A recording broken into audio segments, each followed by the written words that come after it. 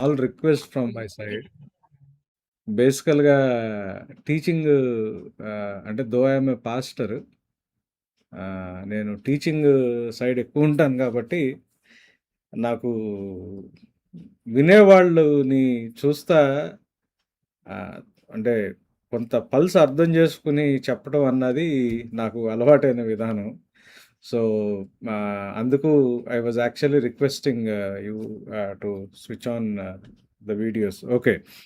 నేను last time నేను ఎట్నుంచి దీన్ని చెప్పడానికి ట్రై జేస్తున్నాను, ఎట్లా రోమన్స్‌ని ప్రెజెంట్ జేయడానికి ట్రై జేస్తున్నాను అన్నది మీకు ఎక్స్‌ప్లెయిన్ చేస్తా వచ్చాను.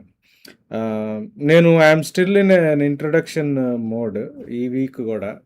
ఎందుకు అనంటే ఆహ్, బైబిల్‌లో నేను లాస్ట్ టైమ్ చెప్పినట్టు మెటా నారేటివ్. బైబిల్ అంతా గూడా the entire Bible speaks about one concept. ఒక కాన్సెప్ట్ గురించి మాట్లాడుతది. బైబిల్ అంతట్లో నుంచి 66 గ్రంథాల్లోంచి 66 బుక్స్‌లో నుంచి దేవుడు మనకు ప్రెజెంట్ చేసే కంటెంట్ ఒక్కటే ఉంటది. అది మనం ప్రాపర్‌గా అర్థం చేసుకోవాల్సిన అవసరం ఉంది. ఇప్పుడు బైబిల్ మొత్తాన్ని మీరు అర్థం చేసుకుంటే ఒక చిన్న క్వెషను, అది ఎవరైనా ఆన్సర్ చేయొచ్చు. What is the ultimate thing that Bible is actually offering? మనకేం ఆఫర్ చేస్తది బైబిల్? దానికి చిన్న క్లూ ఇస్తాను. నా క్వెషన్‌కి ఆన్సర్. దేవుడు బైబిల్‌లో అన్నిటికంటే ఫస్ట్ పరిశుద్ధపరిచింది ఏంటి? దేవుడు బైబిల్ ద్వారా మానవులకి ఏమిస్తున్నాడన్నది నేను మీకు ఒక క్వెషన్‌కి ఒక క్లూ కూడా ఇస్తా ఉన్నా. దేవుడు లేఖనాల్లో ఫస్ట్ పరిచింది దేన్ని? విశ్రాంతి. వండర్ఫుల్. రెస్ట్ కదా! యేసు ప్రభు ఏం ఆఫర్ చేస్తున్నాడు? ప్రయాసపడి భారం మోయుచున్న సమస్త జనులారా నా వద్దకు రండి, నేను మీకు విశ్రాంతినిస్తానన్నాడు. హెబ్రీ పత్రిక 4వ అధ్యాయంలో కూడా మొదటి వచనంలో విశ్రాంతిలోకి ప్రవేశిస్తామన్న వాగ్దానం ఇంకా నిలిచి ఉండగా షాలోమ్ అనే మాట ఉంటుంది కదా. Shalom, rest is the ultimate thing which God is offering to the humanity through the Bible. So అసలు బైబిల్ ఏం ఆఫర్ చేస్తుంది? రెస్ట్ ఎందుకు ఆఫర్ చేస్తుంది బైబిల్? అది మళ్ళీ క్వశ్చన్. ఎందుకు అనంటే మన రోమన్స్ని కరెక్ట్ ప్లేస్లోకి వెళ్ళి రోమన్స్లో పాలు రాస్తున్నప్పుడు పాలు ఐడియాలజీ, పాలు ఆలోచన, రోమన్స్ చర్చ్ ఏ స్టేజ్లో ఉంది, పాలు ఏం ఆలోచిస్తున్నాడు, ఏం చెప్పడానికి ప్రయత్నం చేస్తున్నాడు. నేను ఒక మాట చెప్తా ఉన్నా. ఫస్ట్ ఆథరు ఫస్ట్ ఆడియన్స్కి ఏం రాశాడు వాళ్ళ ఊర్లో, నేను లాస్ట్ టైం చెప్పిన దాంట్లో వాళ్ళ ఊర్లో ఏంటి మెసేజ్, ఏ మెసేజ్ కన్వే చేస్తున్నాడు పాలు, అది అర్థం చేసుకోవడానికి ప్రయత్నం చేయాలి. అయితే బైబిల్ని దేవుడు ఫస్ట్ టైం దేవుని మాట మనుషుల దగ్గరకు వస్తున్నప్పుడు, అంటే దేవుడు ఇండివిజువల్గా మాట్లాడాడు. అబ్రహాంతో మాట్లాడాడు, నోవాతో మాట్లాడాడు, యాడమ్తో మాట్లాడినట్టు మనకు కనిపిస్తుంది, కేన్తో మాట్లాడినట్టు మనకు కనిపిస్తుంది. God was speaking to human beings individually. కానీ ఫస్ట్ టైము దేవుడు ఒక మెసేజ్ లాగా మనుషులకి, అంటే మన బైబిల్లో ఉన్న కంటెంట్ని ఫస్ట్ టైము ఎప్పుడు ఇచ్చాడు? ఎందుకంటే ఆ సెట్టింగ్ చాలా important. That is where God started speaking to human beings. ఎక్కడ? సీనాయి పర్వతం మీద మోషేతో దేవుడు మాట్లాడటం మొదలుపెట్టాడు. ఇజ్రాయలైట్స్కి ఎవరెవరైతే దేవుడు ఐగుప్తులోంచి బయటకు తీసుకొచ్చాడో ఇజ్రాయలైట్స్తో ద ఫస్ట్ 5 బుక్స్ కదా, తోరా అంటారు దాన్ని హీబ్రూలో, ఇంగ్లీష్లో లా అంటాం, తెలుగులో ధర్మశాస్త్రం అంటాం. ఈ మొదటి 5 గ్రంథాలు ఆదికాండం, నిర్గమకాండం, లేవికాండం, సంఖ్యాకాండం, ద్వితీయోపదేశకాండం, ఈ 5 బుక్స్ ఫస్ట్ టైము దేవుడు అంటే దేవుడు మనుషులతో మాట్లాడతా దాన్ని ఒక కంటెంట్ లాగా ఇచ్చిన సిట్యువేషన్ ఎక్కడ అంటే ఇజ్రాయలైట్స్ని ఈజిప్ట్లో నుంచి బయటకు తీసుకొచ్చిన సందర్భం. ఎలాంటి సందర్భం అది అనంటే ఒక ఒక ఒక ప్రొలాంగ్డ్ పీరియడ్ వాళ్ళు స్లేవరీలో ఇరుక్కుపోయి చాలా ఇంజస్టిస్, అప్రెషన్ ఎదుర్కొన్న జనాంగం వాళ్ళు. చాలా మార్జినలైజ్డ్ సొసైటీ కిందుండి అప్రెషన్ని ఎదుర్కొంటా, శ్రమలు అనుభవిస్తా, ఎటువంటి జస్టిస్ లేకుండా అన్యాయంగా, అంటే మగపిల్లలు పుడతా ఉంటే చంపేస్తున్న సమాజం అది. ఒక ఒక ఒక క్రూయల్ లీడరు కింద సఫర్ అయిన ఒక ఇజ్రాయలైట్స్ని దేవుడు బయటకు తీసుకొచ్చాడు. ఎలా బయటకు తీసుకొచ్చాడు అనంటే సముద్ర మార్గంలో నుంచి బయటకు తీసుకొచ్చాడు. సముద్ర మార్గంలో నుంచి బయటకు తీసుకురావడం అంటే సముద్రం అన్నది మనకి వాళ్ళ ఊర్లో ఎలా చూసారో మనకు అర్థం అవ్వాలి. సముద్రాన్ని మనం జాగ్రత్తగా చూస్తే ఇప్పటికీ కూడా మనిషి ఇప్పటికీ కూడా హ్యాండిల్ చేయలేనిది ఏమైనా ఉందా జియోగ్రఫికల్గా అంటే సీ ఏరియానే. There are still living beings which are yet to be discovered in the sea కదా. ఇంకా ఇంకా స్పీషీస్, ఇంకా నేమ్లెస్ క్రీచర్స్, చాలా భయంకర, అంటే చాలా చాలా చాలా ఎక్స్టెన్సివ్ లైఫ్ మనకి సీ లోపల కనిపిస్తుంది. ఆన్ ద ల్యాండ్ మనం ఆల్మోస్ట్ అన్ని లివింగ్ బీయింగ్స్ని మనం క్లాసెస్ కింద, ఫ్యామిలీస్ కింద డివైడ్ చేసుకుంటూ వచ్చాం. కానీ సముద్రంలో ఇంకా కూడా మానవుడు కనిపెట్టని చాలా జీవరాశులు ఉన్నాయి అని చెప్పి సైన్స్, అంటే సైంటిఫిక్గా కూడా స్టిల్ సైన్స్, మనం రీసెంట్గా ఒకళ్ళు టైటానిక్ షిప్ ఉన్న ప్లేస్లోకి ఒక క్యాప్సూల్ వెళ్ళటానికి ప్రయత్నం చేసి వాటర్ ఓషన్ డెప్స్లోకి వెళ్ళినప్పుడు లోపల ఉన్న ప్రెషరు, అండ్ అన్ని వైపుల నుంచి ప్రెషర్ ఉంటుంది కదా, వాటర్ క్యాప్సూల్ మొత్తం క్రష్ అయిపోయి చచ్చిపోయారు. కానీ మీరు గమనించండి, అట్లాంటి ఏరియాస్లో దేర్ ఆర్ లివింగ్ బీయింగ్స్. అంత ప్రెషర్ని తట్టుకుంటా కూడా చాలా సాఫ్ట్గా ఉంటాయి ఉండేది. సో ఇప్పుడనే కాదు, మీరు ఇమాజిన్ 1445 BC మనకి జెనసిస్ అకౌంట్, అంటే మనకి ఆల్మోస్ట్ టెంటేటివ్గా 1445 BC టైంలో జెనసిస్ రాశారు. 600 BC నుంచి సైన్స్ డెవలప్ అయింది, సైంటిఫిక్ టెంపర్మెంట్ డెవలప్ అయింది. 1445 BC అంటే late bronze age, stone age, bronze age, iron age, late bronze age టైంలో ఉన్న పీరియడ్ అది. అంటే మనం హిస్టారికల్గా చూస్తూ ఉంటే వాళ్ళు సముద్రం, ఆ టైంలో కూడా సముద్రం మీద వాళ్ళు ప్రయాణాలు చేయడం చిన్న చిన్నగా. వాళ్ళు ఎలా ప్రయాణాలు చేసేవాళ్ళు? తెరచాపలు ఉండేవి, సేల్స్ ఉండేవి, వాళ్ళు ఒక గుడ్డ కట్టేవాళ్ళు. ఎయిర్ ఎటుపోతూ ఉంటే ఆ గుడ్డని వాళ్ళు ఆ సేల్ని తిప్పేదాన్ని బట్టి బోట్ డైరెక్షన్ వెళ్తూ ఉండేది. మోటార్ బోట్స్ లేవుగా, రోయింగ్ కూడా చాలా కష్టం సముద్రంలో వెళ్ళాలి అంటే సెయిలింగ్ మేజర్ ఉండాలి, ఆ తెరచాపలు కట్టుకునేది ఉండాలి. ఎక్స్పెక్ట్ చేయండి, ఒక ఒక ఒక చిన్న పడవలో వెళ్తా ఉన్నారు, ఒక పెద్ద బ్లూ వేల్ పక్కన నుంచి వెళ్ళింది అనుకుందాం. బ్లూ వేల్ వేల్స్ అని మ్యామల్సే కదా. వేల్స్ ఏం చేస్తాయి? ఆ నీళ్ళ లోపల బ్రీదింగ్ తీసుకోవు. సో అది సర్ఫేస్లోకి వచ్చి ఒక్కసారి మొత్తం ఎగ్జైల్ చేసి మొత్తం మళ్ళీ ఇన్హేల్ చేసుకుని మళ్ళీ లోపలికి వెళ్తాయి. మనం అది ఇప్పుడు నేషనల్ జియోగ్రఫీ ఛానల్లో చూస్తూ ఉంటాం కదా. ఇప్పుడు ఒక హ్యూజ్ యానిమల్, ఇప్పుడు వేలు గురించి చెప్తా ఉంటే, ఇప్పుడు ఒక ఆఫ్రికన్ ఎలిఫెంట్ బొరువు ఎంత ఉంటుందో బ్లూ వేల్ టంగ్ అంత ఉంటుందంట weight. So you can imagine the hugeness of a blue whale. ఇప్పుడు అట్లాంటి బ్లూ వేలు ఇట్లాంటివన్నీ వాళ్ళకి నీళ్ళలో కనిపించి వెళ్ళిపోతా ఉంటే వాళ్ళు ఏమని అనుకునేవాళ్ళు?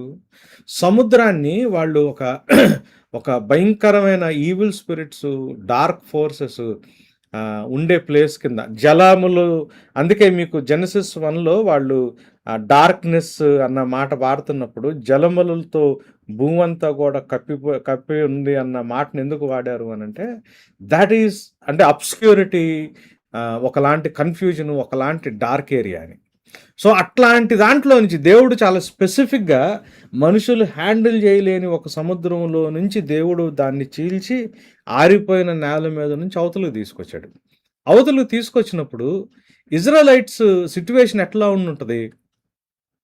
ఒక్కసారి అంటే వాళ్ళకేంటి, ఎక్కడో ఇప్పుడు మా ఫాదర్ పేరు తెలుసు, మా తాతయ్య పేరు తెలుసు, మా మదర్ సైడ్ మా ముత్తాత పేరు తెలుసు, మా డాడీ సైడ్ మా గ్రేట్ గ్రాండ్ ఫాదర్ పేరు తెలియదు నాకు. ఇంకొక జనరేషన్ అవతరికి వెళ్తే మనకు ఎవరో తెలియదు. ఏది ఇంత హిస్టరీ రాయగలిగిన కెపాసిటీ ఉన్న ఇప్పుడు కూడా మనం ఒక 3-4 జనరేషన్స్ వెనక్కి వెళ్తే ఏమిటో తెలియదు. ఇప్పుడు ఇజ్రాయెలైట్స్ వాళ్ళు ఉన్న టైం కంటే అంటే ఆల్మోస్ట్ 430 ఇయర్స్ అయింది. దానికి ముందు ఎప్పుడో ఉన్న అబ్రహాంతో పర్సనల్గా దేవుడు మాట్లాడాడు. అబ్రహాం దగ్గర రికార్డ్ ఉందా లేదా మనకు తెలీదు. అబ్రహాం వాళ్ళకి అసలు అక్కడే రిటర్న్ డాక్యుమెంటేషన్ లేదు కదా.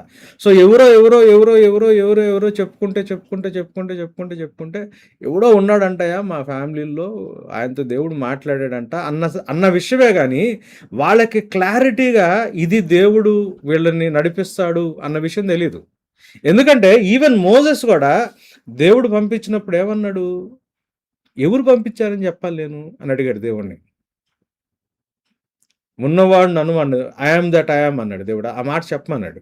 సో మోజెస్ కూడా they do not know exactly who that God is that spoke to Abraham. So పైగా ఏంటి, పోనీ అదంతా నిజమా అబద్ధమా, ఆయనే నిజమైన దేవుడా అంటే ఏమో. వేరే వేరే దేవుళ్ళని దేవతలను ఆరాధిస్తున్న వాళ్ళందరం బంగారం గింగారం వేసుకుని మంచి మంచి పొజిషన్లో బతుకుతున్నారు చుట్టుపక్కల. వీళ్ళు మాత్రం స్లేవరీలో ఉండిపోయారు. ఎట్లాంటి స్లేవరీ, వీళ్ళ ఇంట్లో పుట్టిన అబ్బాయిలను చంపేస్తూ ఉంటే పక్కనున్న వాళ్ళు సంతోషించారు. ఇంట్లో అబ్బాయి పుట్టగాలి వాళ్ళు ఇన్ఫార్మ్ చేసేవాళ్ళు, వాళ్ళు వచ్చి వీళ్ళు చంపేసేవాళ్ళు. ఇట్లాంటి పరిస్థితులు. అట్లాంటి టైంలో దేవుడు ఇట్లా బయటకు తీసుకురాగాలి ముందు సంతోషం అనిపించుంటుంది. సంతోషం అనిపించిన తర్వాత ఒక్కసారి కన్ఫ్యూజన్ వచ్చి ఉంటుంది. ఒరే నిజంగా ఈ దేవుడు ఉన్నాడా? ఉంటే లాస్ట్ ఇయర్ మా అన్నని వాళ్ళు చంపేస్తున్నప్పుడు ఏం చేస్తున్నాడు? మా నాన్న ఇన్ని ఇయర్స్ నుంచి ఇంత స్లేవరీలో ఉన్నారు, అప్పుడేం చేస్తున్నాడు? మా అమ్మని వాళ్ళు తీసుకెళ్ళిపోయారు, చంపేశారు, అసలు అప్పుడేం చేస్తున్నాడు? If God is so powerful, if he can even divide a sea, వాళ్ళ మనుషులకి ఏదైతే చేత కాదో దాన్ని కూడా దేవుడు చీల్చి తీసుకురాగలిగే అంత కెపాసిటీ ఉంటే, if he is that able, what is he doing when my father was being tortured? ఈ క్వశ్చన్లు వచ్చుంటాయి కదా. పైగా ఏం క్వశ్చన్లు వచ్చుంటాయి, అసలు దేవుడు ఇట్లాంటి జీవితం మాకెందుకు ఇచ్చాడు, మమ్మల్ని ఎందుకు పుట్టించాడు దేవుడు? ఇప్పుడు మీకు ఉన్న క్వశ్చన్స్ వేరు. ఇప్పుడు 2026లో మనకున్న ఎగ్జిస్టెన్షియల్ స్ట్రగుల్, మనకున్న క్వశ్చన్స్ వేరు.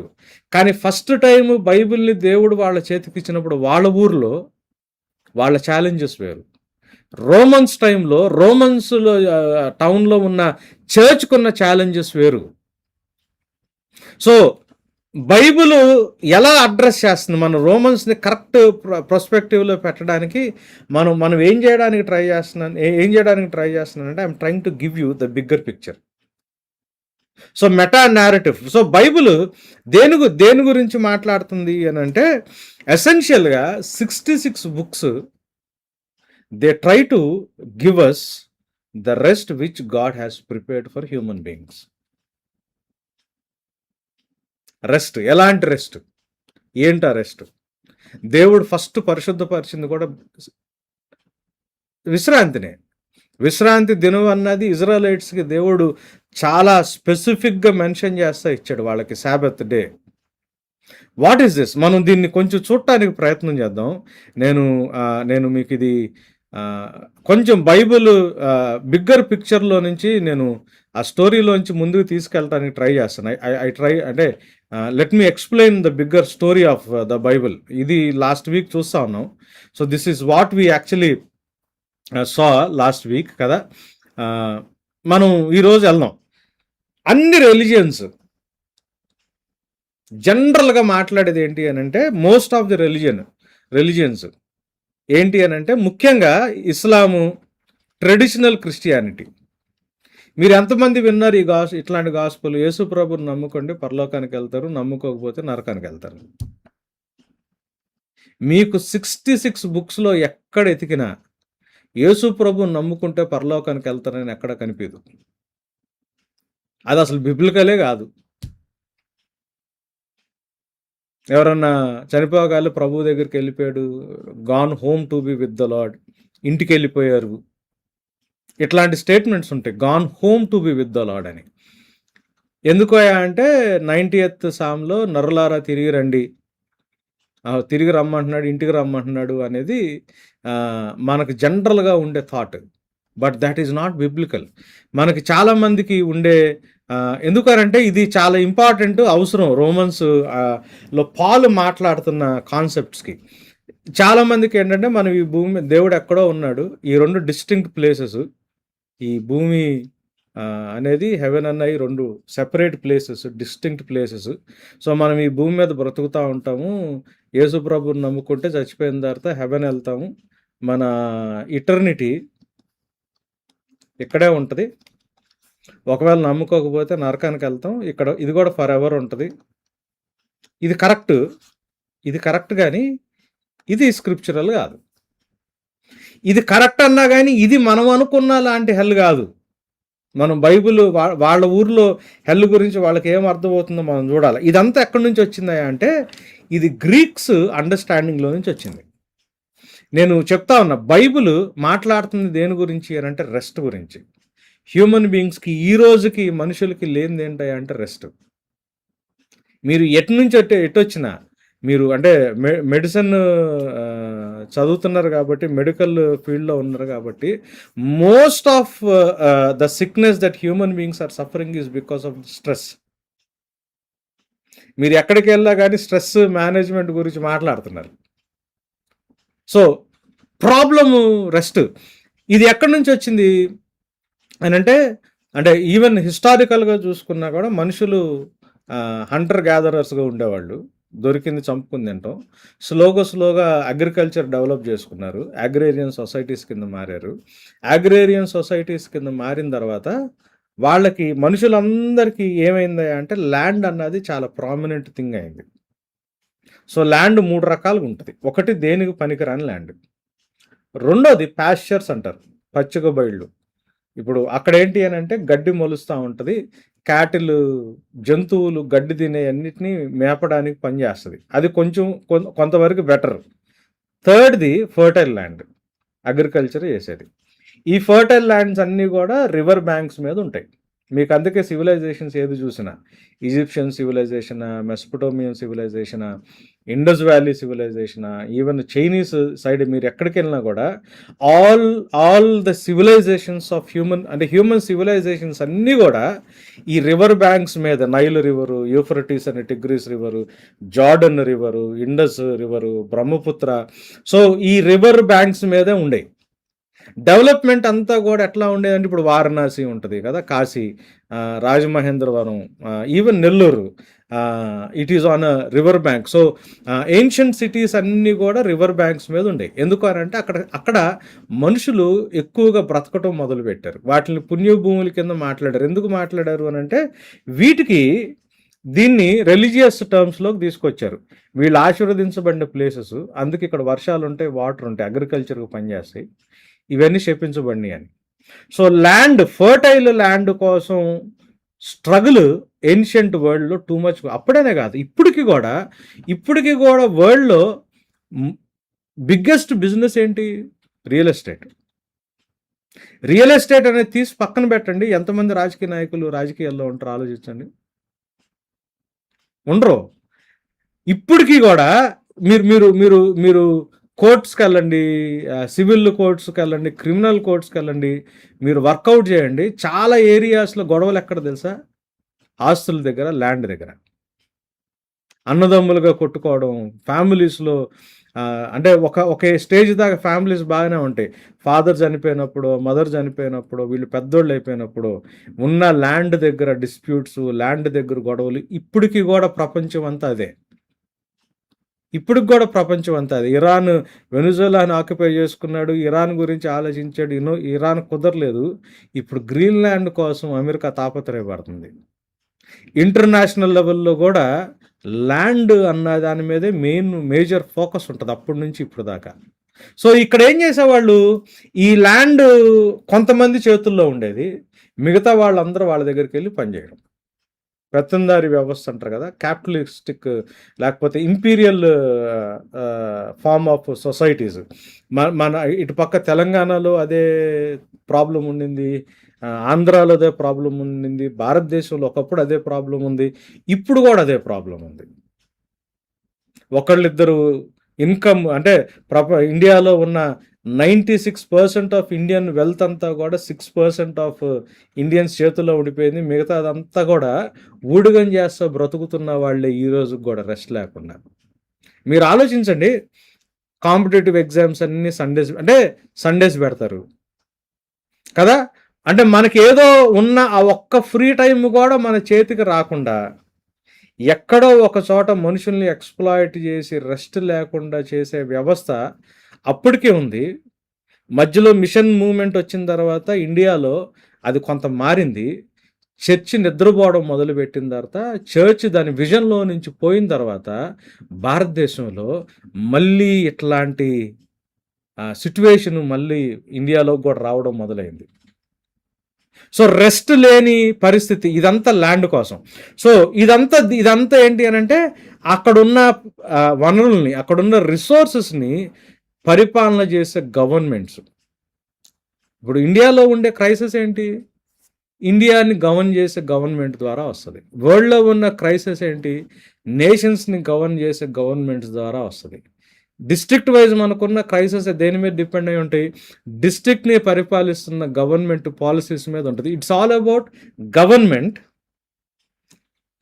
Which is actually putting pressure on the people, rest లేకుండా చేయడం. This is the entire scenario even which the world is struggling now. దీని గురించే బైబుల్ మాట్లాడటం మొదలు పెడుతుంది. మీరు జాగ్రత్తగా గమనించండి. ఒక ఈవిల్ లీడరు, ఒక సెల్ఫిష్ ఫారో, ఒక ఈవిల్ ఫారో చేతుల్లో దగ్గర నుంచి దేవుడు ఇజ్రాయలైట్స్ని బయటకు తీసుకొచ్చి, రెస్ట్ లేని వాళ్ళని బయటకు తీసుకుని వచ్చి, ఆయన అధికారం కింద వాళ్ళు తీసుకుని పెట్టి ఎలా బ్రతకాలో నేర్పిస్తా, రెస్ట్ ఇవ్వడం గురించి మాట్లాడుతూ ఉన్నాడు. So it is all about government and the rest. అప్పటికి ఇప్పటికీ కూడా చాలా రెలివెంట్ థింగ్స్. పాల్ రోమన్స్గా రాస్తున్నప్పుడు దీనికి సంబంధించిన రెలవెన్సే ఉంది. సో వీళ్ళు ఏం చేసేవాళ్ళు? భూమి మీద చాలా అన్యాయం ఉండేది, ఒకరినొకటి చంపుకోవడం ఉండేది. ఇప్పుడులాగా లా అండ్ ఆర్డర్ ఉండేది కాదు, కోర్టులు ఉండేవి కావు.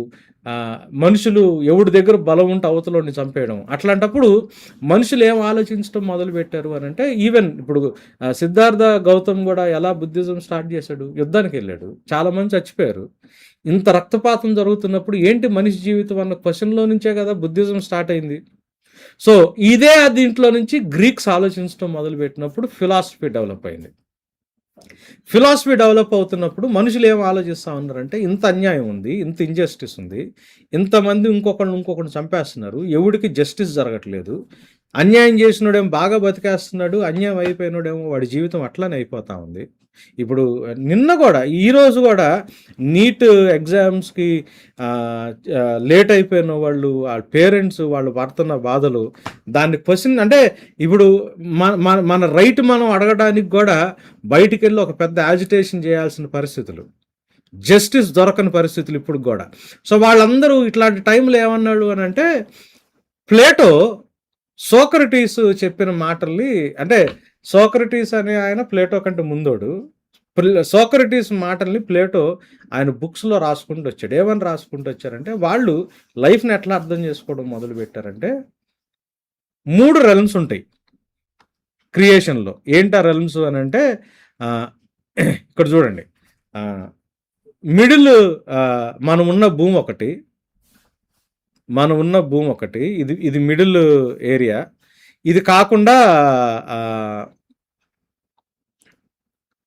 ఈ పైన ఉంది చూసారా, సుపీరియర్ రెల్మ్ ఒకటి ఉంది, ఇది మిడిల్ రెల్మ్ ఒకటి ఉంది, ఇన్ఫీరియర్ రెల్మ్ ఒకటి ఉంది. సో ఇది గ్రీక్స్ వాళ్ళ ఆలోచనలో నుంచి లైఫ్ని ఎక్స్ప్లెయిన్ చేయడానికి ట్రై చేసింది. మనం అందరం ఇక్కడ వాళ్ళం, మనం ఇక్కడ నుంచి ఇక్కడికి వచ్చి ఏమైపోయామంటే, ఇక్కడ మనం ఈ బాడీలో జీవిస్తున్నాం. So we are spirits. యాక్చువల్గా మనం ఈ బాడీలో జీవిస్తున్నాం. ఇక్కడ అన్నీ కూడా పర్ఫెక్ట్గా ఉంటాయి, ఐడియాస్, ఫార్మ్స్ అంత పర్ఫెక్ట్ ఇక్కడ ఉంటుంది. సో మనకి ఇక్కడున్న పర్ఫెక్ట్నెస్లో నుంచి వచ్చిన వాళ్ళం కాబట్టి మనం ఈ మిడిల్ రెల్మ్లో పర్ఫెక్షన్ కోసం మనం వెతుకుతున్నాం. మనకి ఇక్కడ దొరకదు. మనం ఏదో ఒక రోజు ఈ బాడీని వదిలిపెట్టేసి వెళ్ళిపోతాం. ఈ బాడీ అన్నది జైలు లాంటిది అని కొంతమంది చెప్పడం మొదలుపెట్టారు. హిందూ మైథాలజీలో కూడా ఇదే మాట ఉంటుంది. సో మనం ఈ బాడీని వదిలిపెట్టేసి మనం వెళ్ళిపోతాం. అక్కడికి వెళ్తే మనకన్నీ కూడా మళ్ళీ పర్ఫెక్ట్గా ఉంటుంది అన్నారు.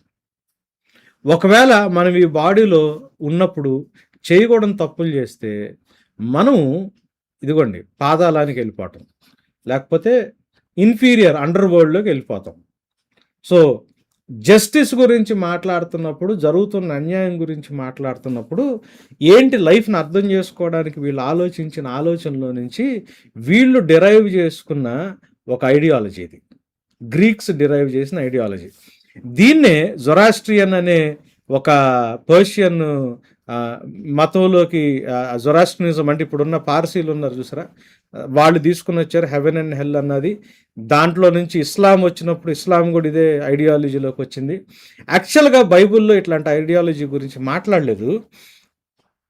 చర్చ్ హిస్టరీలో గ్రీక్ ఫిలాసఫీ చర్చ్లోకి ఇన్ఫిల్ట్రేట్ అయిన తర్వాత చర్చ్ కూడా ఏం చేయడం మొదలుపెట్టింది అని అంటే ఇదిగోండి ఈ ఫిలాసఫీలోకి వచ్చింది.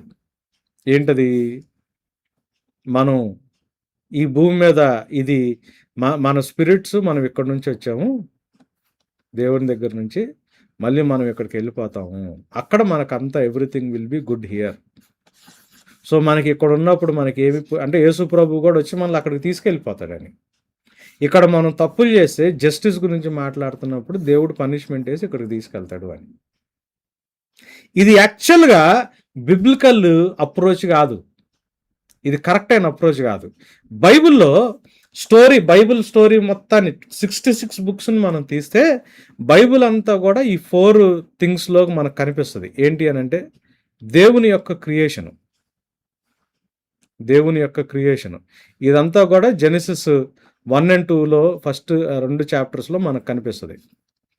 జెనసిస్ 1 and 2 బైబిల్ మొత్తాన్ని మనం డివైడ్ చేయాలనుకుంటే, ఫాల్ అంటే ఈ క్రియేషన్ ఎలా పడిపోయింది, దాంట్లో క్రియేషన్లో దేవుడు భూమిని ఎందుకు చేశాడు, ఎలా చేశాడు, హ్యూమన్ రోల్ ఏంటి, హ్యూమన్ బీయింగ్స్ యొక్క రెస్పాన్సిబిలిటీ ఏంటి, మొత్తం 1 and 2లో ఉంటుంది.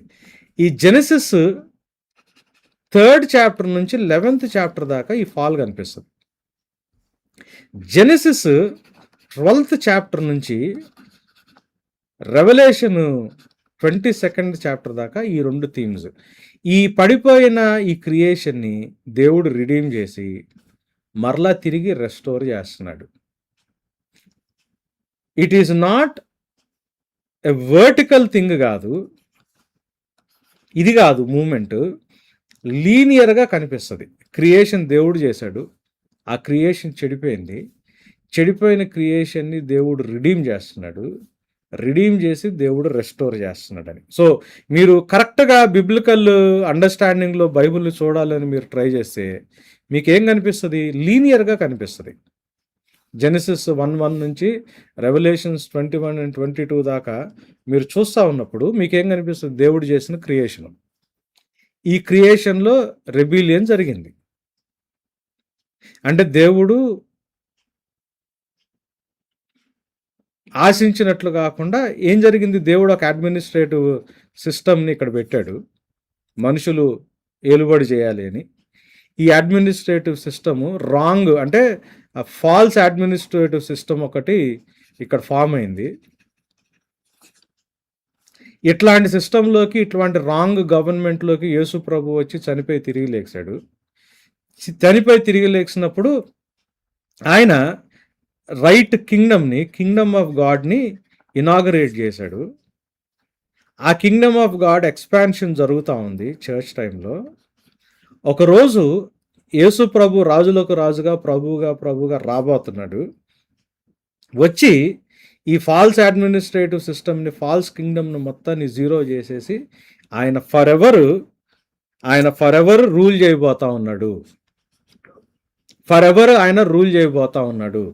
ఇది మీరు 66 బుక్స్లో చూసినప్పుడు మనకు కనిపించే కాన్సెప్ట్. మీకు ఎక్కడ కూడా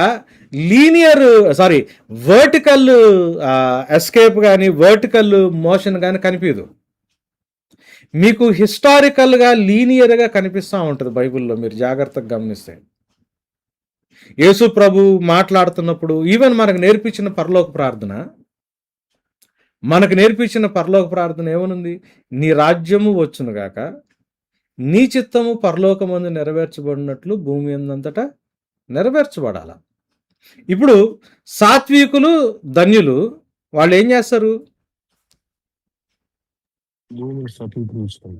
అంటే మిగతా వాళ్ళందరూ పరలోకానికి వెళ్ళిపోతే సాత్వికులు మాత్రం భూమి మీద మిగిలిపోయి భూమిని స్వతంత్రించుకుంటారా?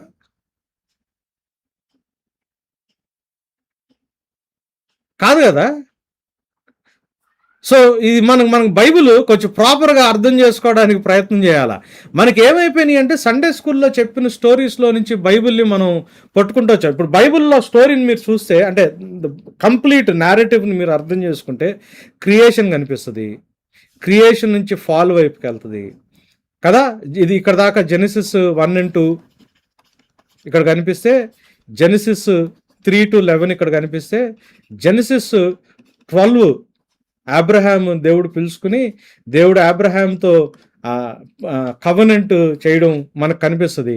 దాని తర్వాత ఎక్సడస్లో దేవుడు ఇజ్రాయలైట్స్ని బయటకు తీసుకొని వచ్చి వాళ్ళని ఒక నేషన్ లాగా, ఒక కింగ్డమ్ లాగా దేవుడు ఎస్టాబ్లిష్ చేసిన తర్వాత, వీళ్ళు ఒక కింగ్డమ్ లాగా వీళ్ళని పెట్టిన తర్వాత, వీళ్ళు దేవునికి మరలా ఇక్కడ ఎట్లాంటిదైతే జరుగుతూ ఉంటుందో రెబిలియన్, సేమ్ రెబిలియన్ ఇక్కడ కూడా కనిపిస్తుంది.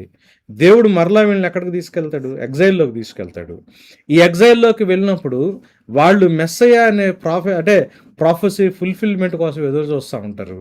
ఈ ఫుల్ఫిల్మెంట్ అంతా కూడా మనకి ఎక్కడ కనిపిస్తుంది? న్యూ టెస్టిమెంట్ గాస్పుల్స్లో కనిపిస్తూ ఉంటుంది. ఈ మెస్సయ్య వచ్చి ఆయన యొక్క ఎజెండాని మొదలుపెట్టి భూమి మీద చేయడం మొదలు పెడతాడు. ఈ మెస్సయ్య యొక్క ఏజెన్సీ కింద దేవుడు చర్చ్ని సెలెక్ట్ చేసుకుంటాడు. సో చర్చ్కి ఒక పర్పస్, ఒక మిషన్ దేవుడు ఇస్తాడు. ఆ మిషన్ కంప్లీషన్లోకి వచ్చేటప్పటికి న్యూ క్రియేషన్ వస్తుంది బయటికి. సో రోమన్స్ ఇక్కడ ఉంది, మనం చదవబోయే రోమన్స్. సో పాలు దీని గురించి మాట్లాడుతున్నప్పుడు, రోమన్స్ గురించి మాట్లాడుతున్నప్పుడు, పాలు మైండ్లో ఇదంతా ఉంది. ఈ బ్యాక్డ్రాప్లో నుంచి, ఈ బ్యాక్గ్రౌండ్లో నుంచి చర్చ్ పర్పస్, చర్చ్ మిషన్లో నుంచి వచ్చిన ఛాలెంజెస్ విషయంలో దేవుడు రోమన్స్కి లెటర్ రాస్తున్నాడు.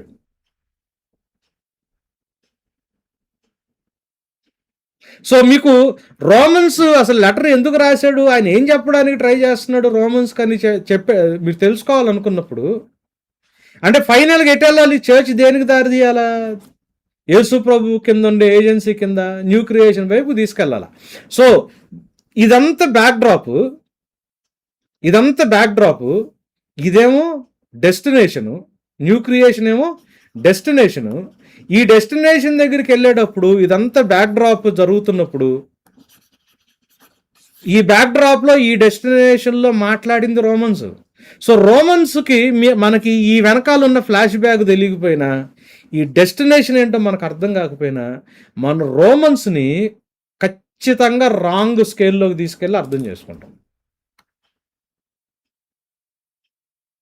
అంతా అంటే హాఫ్ నాలెడ్జ్తో, హాఫ్ ట్రూత్తో, హాఫ్ అండర్స్టాండింగ్తో మనం రోమన్స్ దగ్గరికి వెళ్తాం.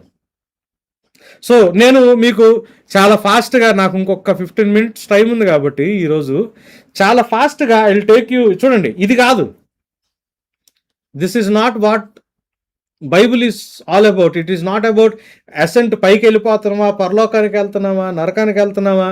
Bible is not basic instructions before leaving the earth కాదు, అది కాదు. బైబిల్లో దేవుడు మాట్లాడుతున్నది, బైబిల్ మాట్లాడుతుంది ఇది. This is what Bible is actually speaking about.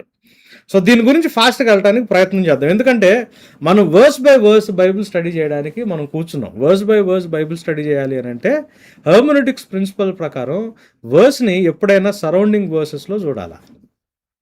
ఈ సరౌండింగ్ వర్సెస్ ఏ చాప్టర్ మాట్లాడుతుందో, అంటే దీని కాంటెక్స్ట్ చూడాలి. ఈ సరౌండింగ్ వర్సెస్ ఏ చాప్టర్లో ఉన్నాయో ఆ చాప్టర్ కాంటెక్స్ట్ ఏంటనేది చూడాలి కదా. ఆ చాప్టరు ఏ బుక్లో ఉందో ఆ బుక్ కాంటెక్స్ట్ ఏంటో తెలియాలా. ఈ బుక్ కాంటెక్స్ట్ తెలియాలా, ఈ బుక్ ఏ పార్ట్ ఆఫ్ ద బైబుల్లో ఉందో, ఓల్డ్ టెస్టిమెంటా న్యూ టెస్టిమెంటా, ఈ రెండు కూడా ఎంటైర్ బైబుల్ కాంటెక్స్ట్ ఏంటో తెలియాలి. నేను అది అందుకు ఇది చెప్పడానికి ట్రై చేస్తున్నా. సో వర్స్ కాంటెక్స్ట్ మనకు అర్థం అవ్వాలి అని అంటే, ఈ వర్స్ యొక్క కాంటెక్స్ట్ మనకు అర్థం అవ్వాలి అని అంటే సరౌండింగ్ వర్సెస్ యొక్క కాంటెక్స్ట్ అర్థం అవ్వాలి. ఈ సరౌండింగ్ వర్సెస్ కాంటెక్స్ట్ అర్థం అవ్వాలంటే ఆ చాప్టర్ కాంటెక్స్ట్ అర్థం అవ్వాలి. చాప్టర్ కాంటెక్స్ట్ అర్థం అవ్వాలంటే బుక్ కాంటెక్స్ట్ అర్థం అవ్వాలి. బుక్ కాంటెక్స్ట్ అర్థం అవ్వాలంటే బైబుల్ కాంటెక్స్ట్ అర్థం అవ్వాలి. కాంటెక్స్ట్కి వేరుగా మనం ఒకవేళ బైబుల్ చదువుతున్నామంటే then we are not studying the Bible in a proper way. So నేను అందుకు ఇంత ఇంత ఇంత లార్జ్ ఇంట్రడక్షన్ నేను తీసుకోవడానికి కారణం అది.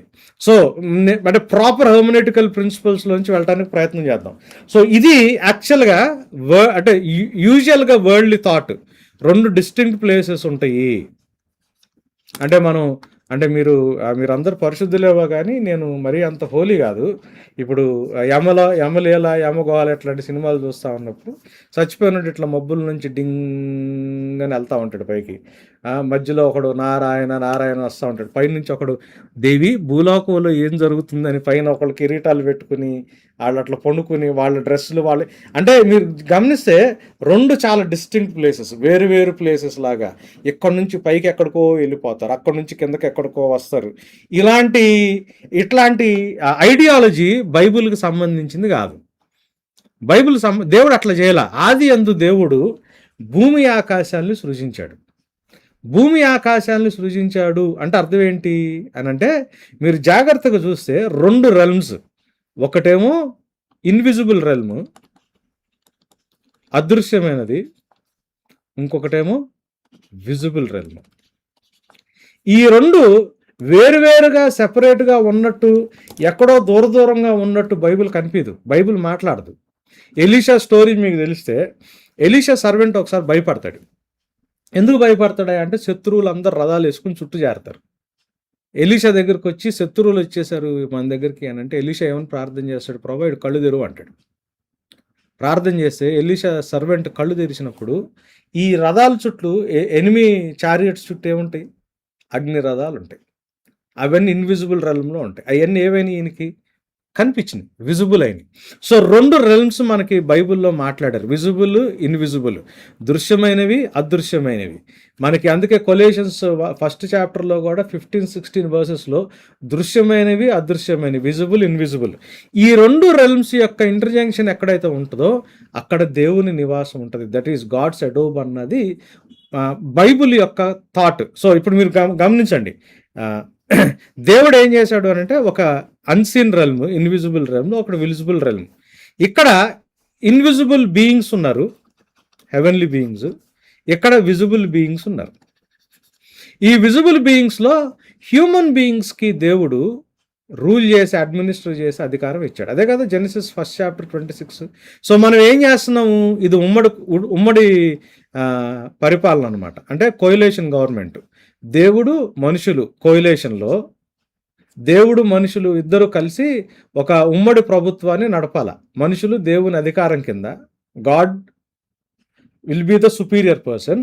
మనుషులు దేవుని యొక్క పోలికలో, దేవుని యొక్క స్వరూప్యంలో, దేవుని ప్రతినిధులుగా వీళ్ళు అడ్మినిస్ట్రేషన్ చేయాల. సో ఒక ఉమ్మడి రాజ్యం ఇక్కడ మనకు కనిపిస్తుంది, ఒక ఉమ్మడి ప్రభుత్వం కనిపిస్తాం. దేవుడు ఇట్లా క్రియేట్ చేశాడు. అయితే ఏమైంది, ఈ పైన వాళ్ళ దాంట్లో నుంచి రెబిలియన్ కనిపించింది, హెవెన్లీ హోస్ట్. ఈ రెబల్ అయిన వాళ్ళు ఏం చేశారయ్యా అంటే హ్యూమన్ బీయింగ్స్తో సంబంధాలు పెట్టుకోవడానికి ట్రై చేశారు. ట్రై చేసినప్పుడు హ్యూమన్ బీయింగ్స్ ఆదామవ్వలు ఏం చేశారు, వాళ్ళతో రిలేషన్లో, అంటే నేను మీకు పిక్టోరియల్గా ఉంటే మీకు ఫాస్ట్గా ఈజీగా ఉంటుంది అండర్స్టాండింగ్ అని నేను మీకు ఇట్లా చెప్తున్నా. దేవునికి దూరం అయిపోతా వాళ్ళతో క్లోజ్ అవ్వడం మొదలుపెట్టారు. అల్టిమేట్గా ఏమైపోయింది, ఒక ఈవిల్ కింగ్డమ్ ఒకటి భూమి మీద వచ్చింది.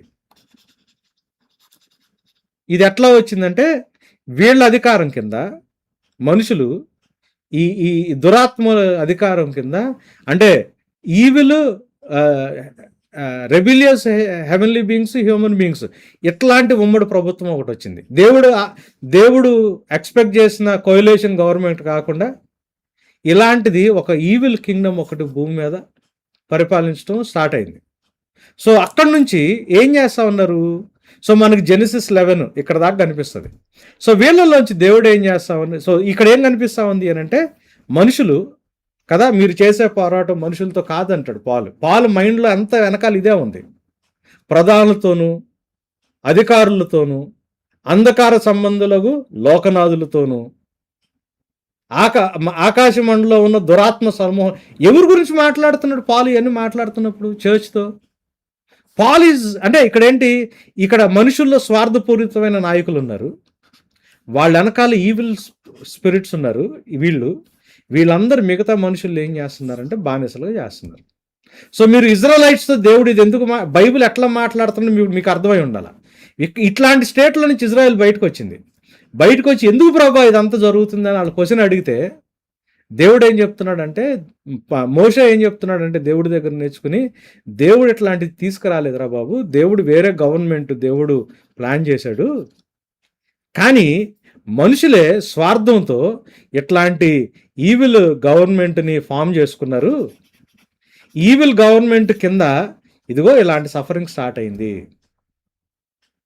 ఇలాంటి సఫరింగ్ స్టార్ట్ అయినప్పుడు దేవుడు ఏం చేస్తా ఉన్నాడంటే, ఇలాంటి ఒక ఈవిల్ గవర్నమెంట్ కింద ఉన్న వాళ్ళలో నుంచి ఇప్పుడు ఇది వరల్డ్లీ, దీన్ని బైబిల్ ఏమంటుందంటే లోకం అంటది. ఇది దేవుడు ఇంటెంటెడ్ కింగ్డమ్, ఇది దేవుడు ఆశించిన రాజ్యం ఇలా ఉండాలని. సో ఏమైపోయింది, ఈ తప్పుడు ప్రభుత్వం ఎప్పుడైతే వచ్చిందో వరల్డ్లీ కింగ్డమ్ ఒకటి స్టార్ట్ అయింది. దీన్ని బైబిల్ లోకం అంటది. భూమి వేరు, బైబిల్లో లోకం వేరు. Earth where earth is the planet which God has created. World is a wrong or evil kingdom which is actually ruling this world, this earth. So అందుకే the prince of this world అన్నాడు యేసయ్య సాతాను గురించి మాట్లాడతా. యుగ సంబంధమైన దేవత దేవుడు అన్న మాటలు. సో మీరు గమనించాల్సింది ఏంటంటే, ఈ ఫాల్స్ ఈవిల్ గవర్నమెంట్ ఉంది చూసారా, దీన్ని బైబిల్లో వరల్డ్ అన్నారు. సో ఇందుకు మనుషులు సఫర్ అవుతున్నారు, ఇందుకు రెస్ట్ లేదు. ఈ రెస్ట్ లేదు. దేవుడు ఏమంటున్నాడు, మరలా దీన్ని రెస్టోర్ చేసి నేను మీకు రెస్ట్ ఇస్తాను. ఎలా ఇస్తాను? నా రాజ్యం రావాలా, నా చిత్తము పరలోకంలో ఎలా నెరవేర్చబడుతుందో భూమి అందంతటా నెరవేర్చబడాలా. ఈ దుష్టుడి నుంచి, శోధన నుంచి మనం తప్పించబడాలా. రాజ్యము, శక్తి, మహిమ నిరంతరము ఈయనవ్వాలా. అర్థమవుతుందా ద బిబ్లికల్ అండర్స్టాండింగ్? సో దేవుడు ఏం చేస్తున్నాడంటే ఈవిల్ కింగ్డమ్లో నుంచి మరలా, అందుకే యేసు ప్రభు వచ్చినప్పుడు ఏమన్నాడు తెలుసా, దేవుని రాజ్యం సమీపించింది, మారు మనసు పొందండి. That was the gospel. Repent because for the Kingdom of God is near అన్నాడు. సో నేను కొంచెం ఫాస్ట్గా వెళ్ళటానికి ట్రై చేస్తున్నా. సో ఇక్కడ ఏంటి, వీళ్ళందరూ చెడిపోయిన హృదయాలు, ఈవిల్ హార్ట్స్, సెల్ఫిష్ హార్ట్ ఉన్న ఏరియా. దీంట్లోంచి దేవుడు ఏం చేస్తా ఉన్నాడంటే అబ్రహాంని సపరేట్గా పిలిచి దేవుడు అబ్రహాంతో కవనెంట్ చేస్తా ఉన్నాడు. ఏమని కవనెంట్ చేస్తున్నాడంటే, అబ్రహాం నేను నిన్ను బ్లెస్ చేస్తాను, నీ నుంచి భూమి మీద ఉన్న ప్రతి కుటుంబాన్ని నేను బ్లెస్ చేస్తాను. సో యాక్చువల్గా it is about the salvation of every human being. ఆ కవనెంట్ దేవుడు అబ్రహాంతో మాట్లాడుతున్నాడు. మాట్లాడి ఏం చేస్తా ఉన్నాడు, అబ్రహాం ఫ్యామిలీని బయటకు తీసుకొచ్చిన తర్వాత మీకు ఎక్సడస్లో కూడా అబ్రహాం ఫ్యామిలీతో దేవుడు చేసి ఏం చేస్తున్నాడు, అరే నేను మిమ్మల్ని ఒక కింగ్డమ్ కింద చేస్తున్నా, నా కింద ఉండే కింగ్డమ్. మీరు గమనించండి, ఏదైతే ఇనీషియల్గా దేవుడు ఆశించాడు కింగ్డము, అట్లాంటి కింగ్డమ్ యొక్క మోడల్ని దేవుడు ఇజ్రాయలైట్స్కి మళ్ళీ చూపిస్తున్నాడు. ఇది ఫాల్స్ ఈవిల్ కింగ్డము. దేవుడు ఇజ్రాయలైట్స్ని పిలుచుకున్నప్పుడు ఏం చేస్తున్నాడు అంటే, అబ్రహాంని పిలిచి వాళ్ళొక ఫ్యామిలీ చేసి దేవుడు వాళ్ళతో ఉంటా వాళ్ళని ఒక సెపరేట్ కింగ్డమ్ కింద దేవుడు పిలుచుకున్నాడు. మిగతా కింగ్డమ్స్లో నుంచి పిలుచుకుని ఏం చేస్తున్నాడంటే, ఏ మోడల్లో నుంచి అయితే ఆడమ్ అండ్ ఈవ్ పడిపోయారో అట్లాంటి మళ్ళీ ఒక కింగ్డమ్ని నేను మీతో చేస్తాను. చేసి ఇక్కడున్న మనుషులు మొత్తాన్ని నేను నా దగ్గరికి వెనక్కి రెస్టోర్ చేస్తానని దేవుడు అబ్రహాం ఫ్యామిలీతో మాట్లాడుతా దేవుడు సీనాయి పర్వతం మీద కింగ్డమ్కి సంబంధించిన కవనెంట్ చేశాడు. అబ్రహాంతో భూమి మీద ఉన్న ప్రతి కుటుంబాన్ని ఆశీర్వాదిస్తాను అన్నాడు. That is about salvation of all human beings. Sinai దాని మీద, అంటే ఇది బ్యాక్డ్రాప్, ఇది వరల్డ్లో జరుగుతున్నది. సీనాయి దగ్గర ఏమంటున్నాడు, నేను మిమ్మల్ని ఒక రాజ్యంగా చేస్తాను అంటున్నాడు. దాని తర్వాత దేవుడు వీళ్ళని కింగ్డమ్గా ఇట్లా తీసుకొచ్చిన తర్వాత చూడండి, దేవుడు ఒక మోడల్ కింగ్డమ్ని ఇజ్రాయలైట్స్లోంచి దేవుడు తీసుకురావడానికి ట్రై చేశాడు. తీసుకొచ్చిన తర్వాత డేవిడ్తో దేవుడు ఏమంటున్నాడంటే, అరే ఈ కింగ్డమ్ని ఫర్ ఎవర్ పరిపాలించడానికి నేను ఒక కింగ్ని మీకు ఇస్తాను అని డేవిడ్తో దేవుడు ఏం చేస్తా ఉన్నాడంటే, నిత్యము పరిపాలించే రాజు. చాలామంది సాల్మన్ అనుకున్నాడు, కానీ అది సాల్మన్ కాదు, యేసు ప్రభు గురించి మాట్లాడుతున్నాడు.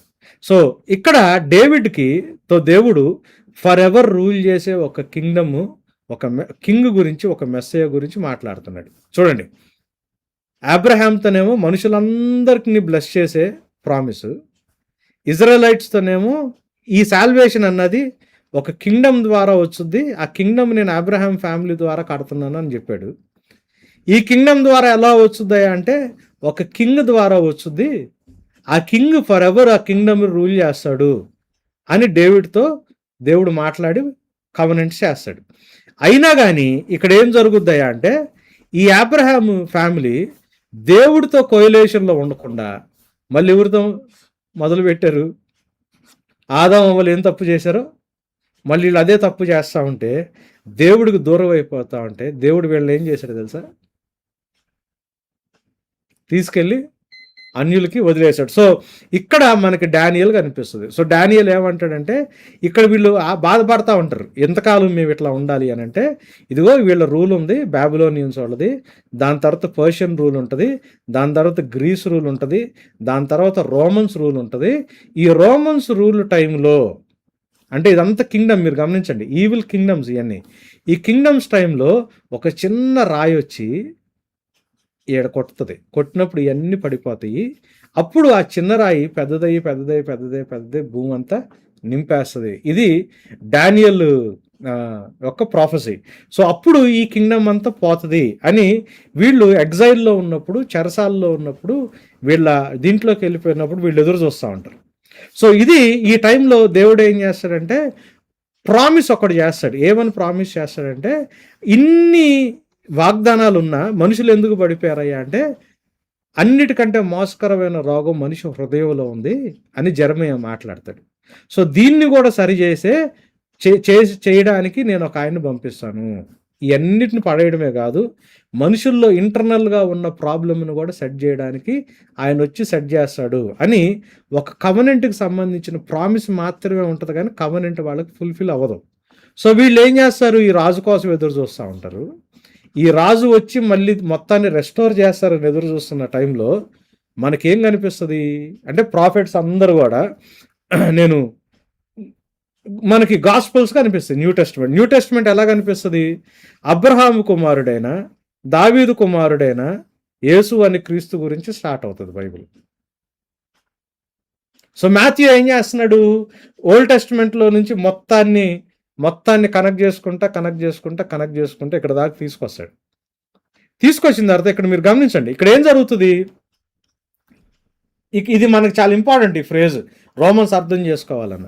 యేసు ప్రభు శిలువ మీద ఎందుకు చనిపోయాడు? He gave himself for our sins to deliver us from the present evil age అన్నాడు, not to deliver us from this earth. భూమి నుంచి తీసుకెళ్లి పరలోకానికి తీసుకెళ్ళటానికి కాదు, ప్రస్తుత దుష్టకాలము నుండి విమోచించటానికి. ఫ్రమ్ ద ప్రజెంట్, ఏంటి ప్రజెంట్ ఈవిల్ ఏజ్? ఇదిగోండి వీళ్ళ అడ్మినిస్ట్రేషన్. నేను దీన్ని వర్స్ బై వర్స్ చదువుతున్నప్పుడు నేను ఇంకా క్లియర్గా ఎక్స్ప్లెయిన్ చేయడానికి ట్రై చేస్తాను. ఇక్కడ చూడండి, సో వీళ్ళు ఎట్లా ఎవరి కోసమైతే ఎదురు చూస్తున్నారో, ఆ యేసు ప్రభు అబ్రహాం ఫ్యామిలీ దగ్గరకు వచ్చాడు. ఫ్యామిలీ దగ్గరకు వచ్చి ఏం చేశాడు, వాళ్ళ కోసం చనిపోయి తిరిగి లేచాడు. తిరిగి లేచినప్పుడు ఏం జరుగుతూ ఉంది అని అంటే, ఈ రాయి ఉంది చూసారా, ఏ రాయి గురించి అయితే డానియల్ మాట్లాడతాడో వచ్చి పగలగొడుతుంది ఈ రూల్ మొత్తాన్ని అని. సో సిలువ మీద ఏం జరిగింది అంటే, ఈ రూల్స్ మొత్తం, ఈ పరిపాలన అంతా కూడా పగలగొట్టబడింది. దేవుడు సిలువ మీద, అందుకే కొలేషన్స్లో సెకండ్ చాప్టర్ 15th verse ఏమంటాడంటే, సిలువ మీద విజయోత్సవంతో ఆయన కదా, ఈ మాటలు ఆయన he was a victorious king. So ఆయన ఏం చేస్తా ఉన్నాడంటే, దేవుడు ఫైనల్గా ఆ కింగ్డమ్ని ఇక్కడ ఇనాగరేట్ చేస్తూ ఉన్నాడు. ఇనాగరేషన్ ఆఫ్ ద కింగ్డమ్ జరుగుతూ ఉంటుంది. సో జరిగిన తర్వాత దేవుడు ఏం చేస్తూ ఉన్నాడంటే, ఆ కింగ్డమ్ని ఫైనల్గా ఎస్టాబ్లిష్ చేయడాన్ని ఈ కింగ్డమ్ని ఫైనల్గా ఎస్టాబ్లిష్ చేయడానికి ఆయన సెకండ్ కమింగ్ అప్పుడు వస్తున్నాడు.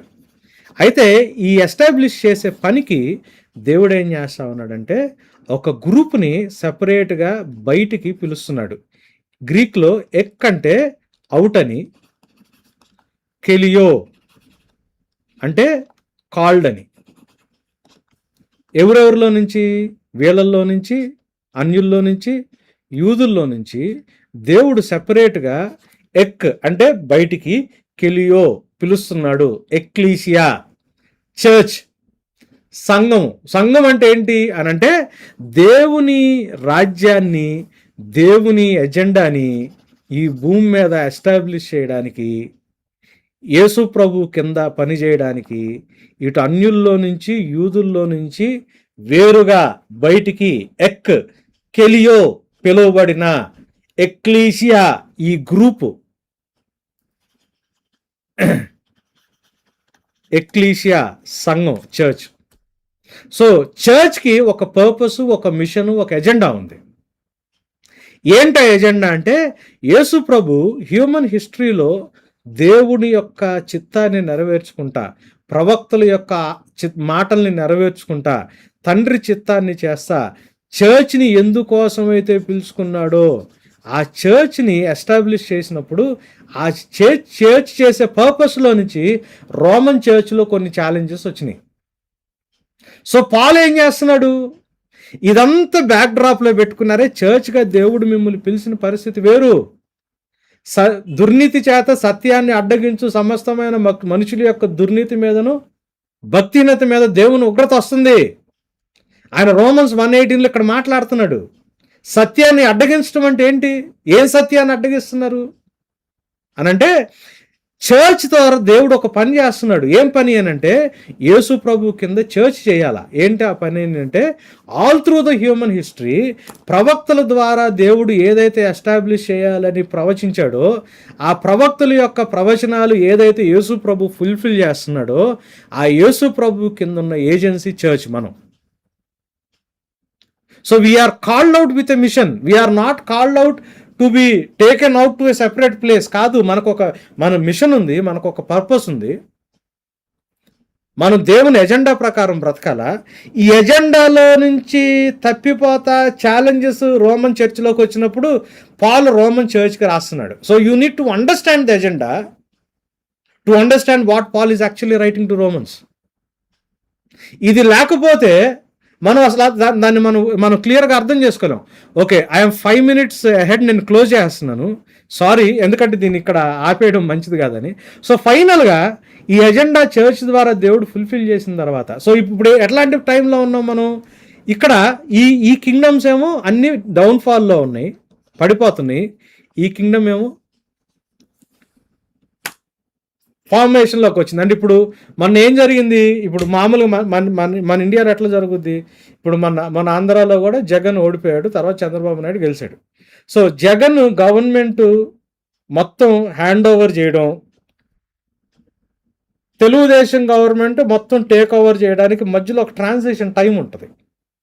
అండ్ ఇప్పుడంటే దానికి ఇన్స్టిట్యూషన్స్ ఉన్నాయి, ఎగ్జిక్యూటివ్ బాడీస్ ఉంటాయి, ఐఏఎస్ ఆఫీసర్లు వీళ్ళు ఉంటారు కాబట్టి ఇది చాలా ఈజీగా నడుస్తుంది. అంటే ఈ ప్రభుత్వం మొత్తం వదిలేసి అన్ని హ్యాండ్ ఓవర్ చేసిన తర్వాత ఈ ప్రభుత్వం టేక్ ఓవర్ చేసి ప్రమాణ స్వీకారం చేసి వీళ్ళు రూల్ చేయడానికి ఇంకో టైం ఉంటుంది. అర్థమవుతుంది కదా? సో ఇది పడిపోవడం, ఇది టేక్ ఓవర్ చేయడం, ఈ మధ్యలో ట్రాన్సిషన్ టైం ఉంటుంది. సో ఈ ట్రాన్సిషన్ టైంలో ఇప్పుడు మనం ఉన్నాం. అంటే దుష్టుడి యొక్క ప్రభుత్వం కంప్లీట్గా పడిపోతుంది, దేవుని యొక్క రాజ్యం ఎస్టాబ్లిష్ అవుతా ఉంది. మనం దేవుని రాజ్యానికి సంబంధించిన ఎజెండాతో మనం ఉన్నాము, కాల్డ్ అవుట్ పీపుల్ కింద. సో చర్చ్ మనం ఇప్పుడు ఎలాంటి టైంలో ఉన్నామంటే, చర్చ్ ఎవరయ్యా అంటే ఇది చర్చ్ ఎవరు అని అంటే ఇక్కడికి మీరు గమనించండి, దేవుని రాజ్యం ఎస్టాబ్లిష్ చేయడానికి, దేవుని కింద పని చేయడానికి మనం సెపరేట్గా పిలువబడినాం. సో మనం ఈయనతో పాటు పరిపాలన చేయడానికి మనం ఈ పిలిచాం. ఇలాంటి చర్చ్ మీద ఈ వరల్డ్ ఏం చేస్తుంది అంటే అటాక్ చేస్తుంది. సో ఈ చర్చ్ తెలియకుండా ఈ వరల్డ్ దీంట్లోకి వెనక్కి జారుకుంటుంది. సో రోమన్స్ మాట్లాడుతున్నప్పుడు దేవుడు పాల్ ఈ చర్చ్కి రాస్తున్నాడు, a church who is called out, which is called out for a purpose in God's kingdom, but which is attacked according to the worldly system. అందుకే మీరు లోక మర్యాదల్ని అనుసరించక సంపూర్ణము ఉత్తమ అనుకూలమైన దేవుని చిత్తాన్ని, రోమన్స్ 12లో ఇది రాస్తాడు ఈ మాట. సో మనకు రోమన్స్ అర్థం కావాలి, ట్రాన్సిషనల్ పీరియడ్లో ఉన్నాం మనం. We belong to the coming government చర్చ్గా. అయితే ఇప్పుడున్న ఈ గవర్నమెంట్, పడిపోతున్న ఈ గవర్నమెంట్, ఈ ఎవరినైతే దేవుడు సెలెక్ట్ చేసుకుని ఆయన రాజ్యాన్ని ఎస్టాబ్లిష్ చేయడానికి యేసు ప్రభు కింద ఉండడానికి సెపరేట్గా పిలిచాడో ఆ చర్చ్ని ఎఫెక్ట్ చేస్తుంది. ఈ చర్చ్ ఎఫెక్ట్ అవుతుంది వరల్డ్ సిస్టమ్ని బట్టి. సో ఈ చర్చ్కి పాలు రాస్తున్నాడు. సో ఫైనల్గా ఏం జరుగుతుంది అని అంటే, దేవుడు ఈ చర్చ్ ద్వారా ఏ ఫస్ట్ చెడిపోయిన ఈ సిస్టమ్ ఉంది చూసారా, రైట్ ఫార్మ్ ఆఫ్ కింగ్డమ్, దేవుడు ఆశించిన కింగ్డమ్, దీన్ని దేవుడు రెస్టోర్ చేస్తాడు. మొదట ఆదాము చేయలేంది కడపడే ఆదాము చేస్తాడు. ఎవరెవరైతే దీంట్లో దేవునికి వ్యతిరేకంగా ఉంటారో వాళ్ళందరూ జడ్జిమెంట్లోకి వెళ్ళిపోతారు. This is the total narrative of the Bible. So ఇప్పుడు ఈ బ్యాక్ డ్రాప్లో నుంచి నెక్స్ట్ వీక్ మనం రోమన్స్లోకి ఎంటర్ అవుతాం. మీకు ఈ ఫేజ్ అర్థమైతే నేను ఏ పాయింట్లో రోమన్స్ని మీకు ప్రజెంట్ చేస్తున్నానో మీకు అర్థమవుతుంది. సారీ, నేను కొంచెం ఎక్కువ టైం తీసుకున్నాను, forgive me. Yeah, over to you Simon.